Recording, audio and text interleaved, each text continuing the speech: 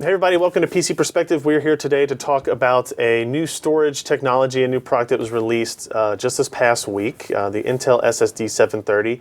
And we don't normally do a lot of storage videos because Alan, our storage guy, is usually somewhere far away, like in Texas or something. But today, we have an Alan here.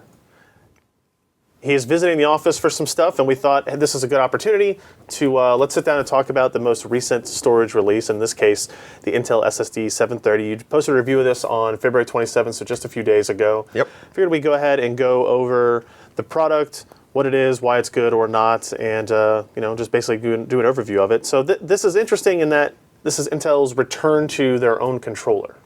Yes. In a consumer drive. In a consumer drive, right. So the last drive, consumer drive that used their own controller was, before this, was the SSD 320. 320, and then after that, they went into a span of using SandForce? They used Marvell. Oh, okay. There was Marvell in the SSD 510, and that was after a short stint of, I guess, Intel kept kicking and screaming, saying everyone was fine on 3 gigabit. Okay. Oh, that's right. I remember that. Because remember, they also delayed that introduction with their motherboards as well, right? It took them a while to come out with a motherboard that had it.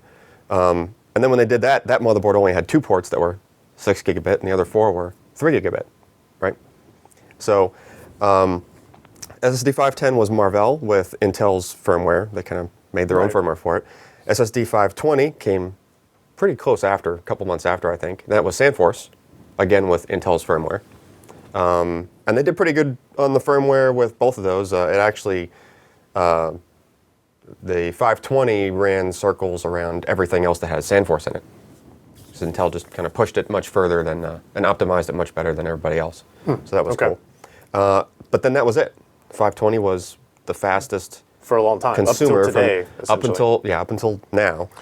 So today what we're looking at is this drive, and it's actually interesting because it's a return of this logo, which if people don't know, that's actually the logo Intel used on Skull Trail, which was a dual processor platform they released many years ago. It was the brand for their motherboards for a while as well. Motherboard section is gone. They're not making motherboards anymore, so the SSD team essentially just stole it and decided to use it for their product. So what is inside this drive that makes it interesting? So inside this drive is an overclocked version of the native Intel 6 gigabit per second SATA controller that has previously been in their data center drives. So we haven't seen it in the consumer side until today. Correct. It was in the S3500 and S3700? S3500 and S3700, okay. Yeah. Same controller, those two different drives basically are 2 different types of flash. That was a difference. That was the only difference between them. Yeah. So when you say this is an overclocked version of that controller, what do you actually mean? So you have the controller frequency. So this is similar to GPU overclocking, actually. The controller in the data center drives ran at 400 megahertz. This controller runs at 600. Okay. And then there's also the equivalent of a memory bandwidth spec, which for these, each flash channel on the data center drives ran at 83 megahertz clock. And the flash channels in the 730 run at 100 megahertz clock. Okay. All right. So all that results in what? Faster data rates, lower latency, both? Yes. Okay. All of that. Okay. Pretty much. It's pretty much like when you used to do a system-wide overclock and you just increased your base clock and everything just ramped up accordingly. Has anybody ever done anything like this in SSDs before that you know of? No, there might have been. If they're doing it like behind the scenes. They're not really kind of advertising that this is the same controller, but now we're running it faster. Yeah, no one's ever just come out and said we're overclocking it. Yeah. They might have had, say, different SandForces that decided to choose different frequencies for their memory buses, but it was never an advertised thing. It was never. We are overclocking this device. And I've never really seen anyone push the controller itself that far. Like I've heard, oh yeah, maybe 5% faster, that kind of thing. Nothing like a 50% overclock, which is pretty up there as far as pushing it. Well, let's take a look at some performance, I guess, here. The first one that we want to look at here is average transfer speeds. This is the HD TAC test. This is an old benchmark, but it's giving you kind of a baseline performance here. Yep. Intel SSD 730 480 gig drive is the top performer in this in both read speeds and write speeds. It is, and HDTAC usually, there's a good reason we include HDTAC still, even though it's kind of a dated benchmark, is it does its test in a single-threaded fashion. So in other words, it's not acting like multiple programs accessing the drive simultaneously. You just have like a single file copy going on. Okay. You have just one thing writing to the drive. And I would even go as far as say like a DOS-based file copy more than just like a Windows-based file copy. Right.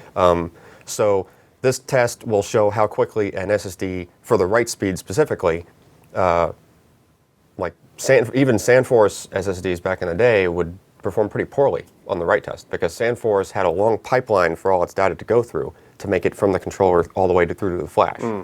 So it had a lower latency or a higher latency when you were trying to do individual requests to it. Okay. Right. Why do I see the SSD 730 and the one right below that here in the graph, the DC S3500, are built on the same platform? Obviously, the 730 is overclocked. Yep. Why is the write speed so much lower, do you think, on that drive? So the data center drive was going more for consistency. Okay. They didn't want any individual I/O, especially for writes, to take longer than a certain amount of time. And that was a data center optimization of the firmware. Okay.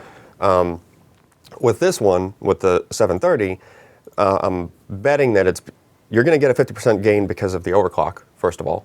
Right. Right. But then, in addition to that, I'm pretty sure Intel tweaked their firmware more for a consumer kind of a workload. So they weren't... Makes sense. Right. So it wasn't a slow and steady thing. Right. Versus okay, we're going to really go as fast as we can for just all the time. Okay. The other benchmark we wanted to show was a collection of iometer results, or iometer results, depending on how you want to pronounce it. Yep. Now, if you look at here, is there one particular one of the 4 subsets that you want to focus on, or they're all kind of showing a very similar pattern? They're all very similar. Okay. The blue line here is the new drive. It's the SSD 730. The red line, kind of hidden a little bit behind some things, that's the data center. The data center version of it. And then you can see a whole bunch of other options in here, like the 840 Pro from Samsung. Right. And in all of those tests, you can see they kind of track each other proportionally. Yes. Between those two drives. Yeah, so, the red and the blue lines for sure. So the main difference that's you're going to see here... That's the overclocked rating that we're seeing there. That's the performance difference. What's interesting to me here is that in the early parts of the queue depth, 1, 2, 4, the Intel SSD 730 is the fastest actually of the comparison. Once you get past that, it actually loses ground a little bit to, say, the Samsung and the Vertex drives. Why is that, and which side should we care about the most? The side that we care about for consumer use is actually the low end. 1, 2, 4 queue 1, depths. 2, 4 queue depths. Okay. And it's kind of a compounding effect as well. If you can make an SSD have a really high performance at a lower queue depth, the OS will never get to the point where the queue depth gets high. Okay. Right, because it's able to just plow through all the IOs really fast before basically the reason queue depth goes up is because the OS is still waiting on something else waiting for the to things finish. to complete. And so it just piles more IOs on top of it, Sure. and then the queue depth number goes higher, right? So it's good in that respect, and I think that's what Intel was going for. Even on the data center drive, I think they expected it to be able to kind of plow through IOs so quickly on the low end that even in a data center use, it would never make it to the high end. Okay. So on the high end of the chart, it looks like it's if you look at 128, 256, you might say that the SSD 730 is underperforming quite a few drives. Yes. The 840 Pro, the Vector 150, the Vector 460, but that's kind of worst case scenario type things, whereas most common scenarios will be the early part in the graph. And if we scroll through here, like web server, actually it has an even better advantage. It does. Database one, it has a good size advantage, in the workstation one, it still keeps the lead in those early queue depths. Yeah, so that is good to see. And something else, another interesting tidbit about just reading iometer graphs is 32 is actually the top end for a single drive. What do you mean, top end? When you get up to the 32 queue depth. Okay. Serial ATA spec doesn't go any higher than 32. Interesting. So we push it higher because we might have, say, a PCI Express card mixed in with the review, and that's why everything kind of just flattens out. Kind of flattens out even. You kind of see some decreases there as well. Okay, interesting.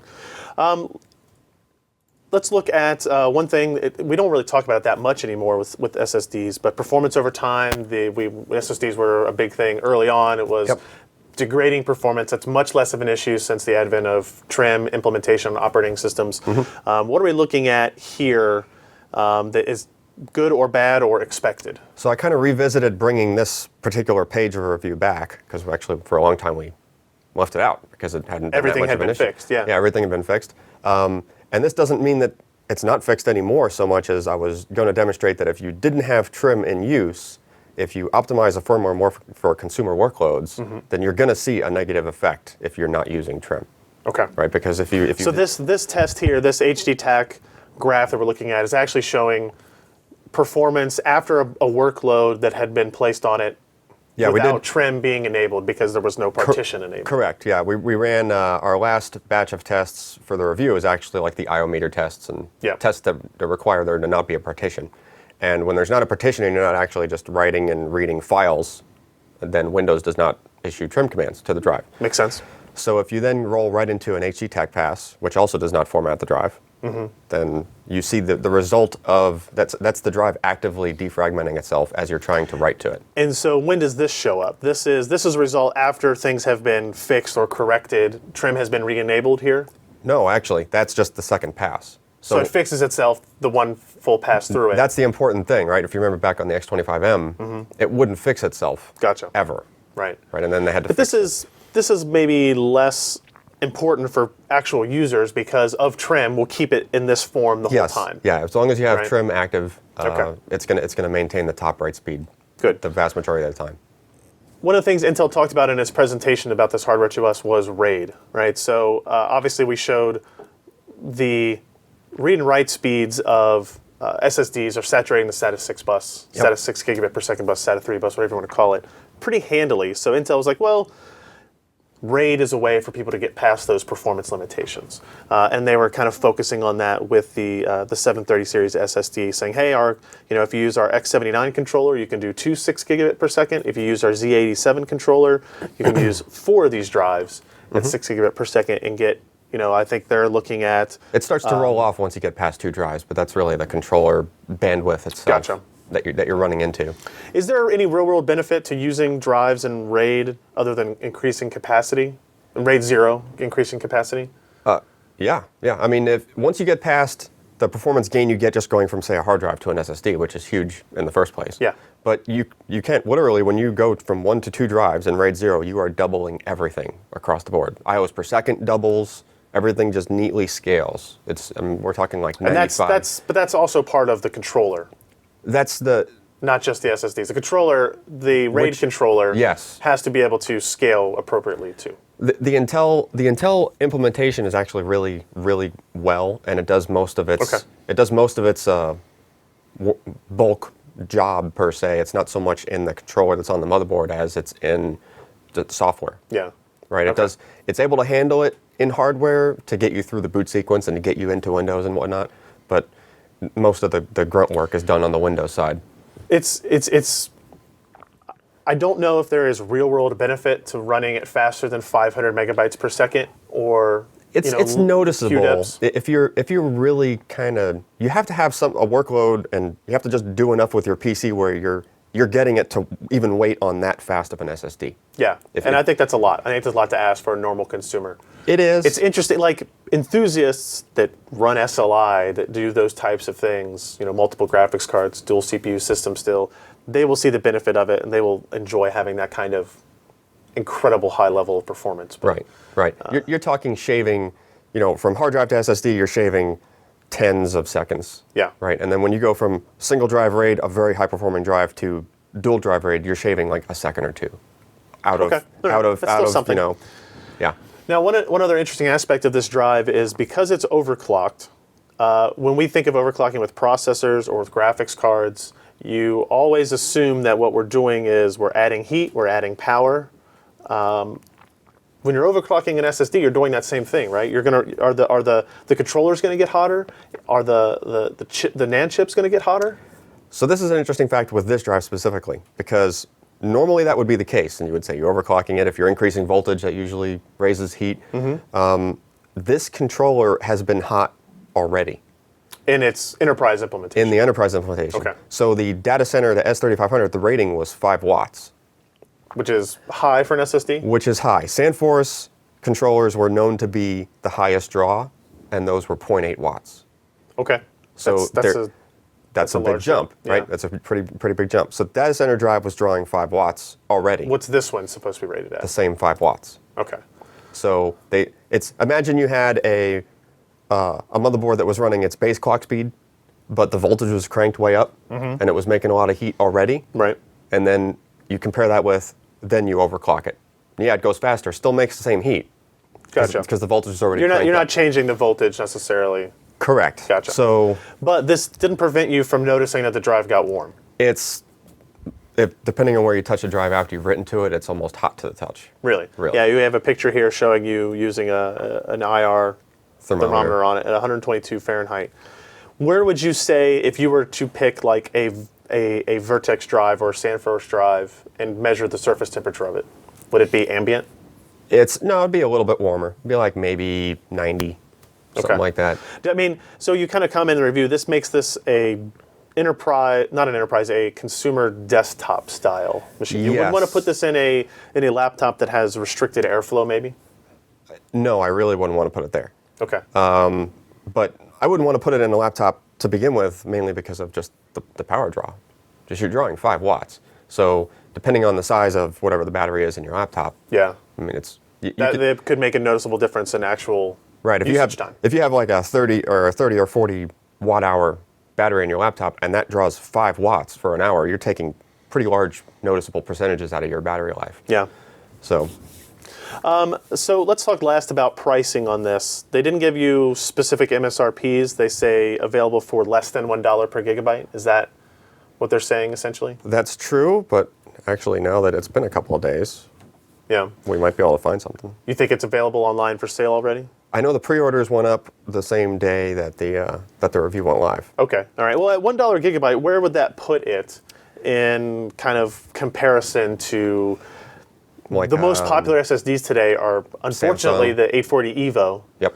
right? Because that one is well under $1 a gig, especially at the high capacity. It is. You find it like at 60 cents a gig or so pretty easily, Yeah. which is a fair margin under what this drive. I mean, I'd imagine Intel would probably stick to close to $1 a gig, just knowing Intel. They've never been one to push like real low cost on their SSDs. Well, they used to. Remember? Like the X25M second generation, when it came out, it was undercutting everybody else at the time. Like they used to make those kinds of strides where they would basically try to buy themselves into the market, so to speak. Yeah.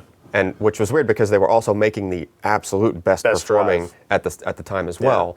So you figure they wouldn't really need to undercut the market, but then they did. Nowadays, they don't seem to anymore. So we did find on Newegg that an Intel 730 series 240 gig drive for $240. So And that's pretty much exactly what they said would be the case. You know, and obviously since this is a pre-order, this says release date's March 18th. We don't know how these prices will actually change Right. when they're actually for sale at more than one location, right? And the so 480 the 480 is $470, so just under $1 a gig. So do you think that's priced too high? Nowadays, yes. Because between the power draw and like where you might install it, like if I was to buy a desktop SSD, that thing may very well end up in a laptop at some point. Just in my mind. As you upgrade it, you use the old one in an SSD or in a laptop. Yeah, you're kind of limiting where you're going to put it, just based on this drive versus something like an 840 EVO. 840 EVO draws 0.3 watts. Okay. So, and its performance is pretty darn good, right? It might not be able to maintain. It can't maintain the write speed indefinitely because it uses that SLC cache. Right. But it's a pretty big cache, and it gives you, again, for consumer use, it gives you full speed for a decent amount of time, where you probably would never run into, an issue. We did see sales on the Intel 520, like in the holiday season, bringing it down into the close proximity of the 840 EVO pricing. Right. And so it's possible that, early adopters, if you pre-order, you're going to have to pay this full price. But it's possible that we may see that drop Sure. quite a bit, initially in the first month of release. So that's something we'll keep an eye on, and we'll definitely keep checking on in the podcast and all our future discussions. So check out the full review at pcper.com. You can see we did award it a gold award here. We're kind of hoping that what will happen is pricing will come down and we'll be able to recommend it a little bit more. But make sure you go to pcper.com. Alan has a full review with all the benchmarks and analysis, different benchmarks at the very least as well. So check that out. Thanks, guys.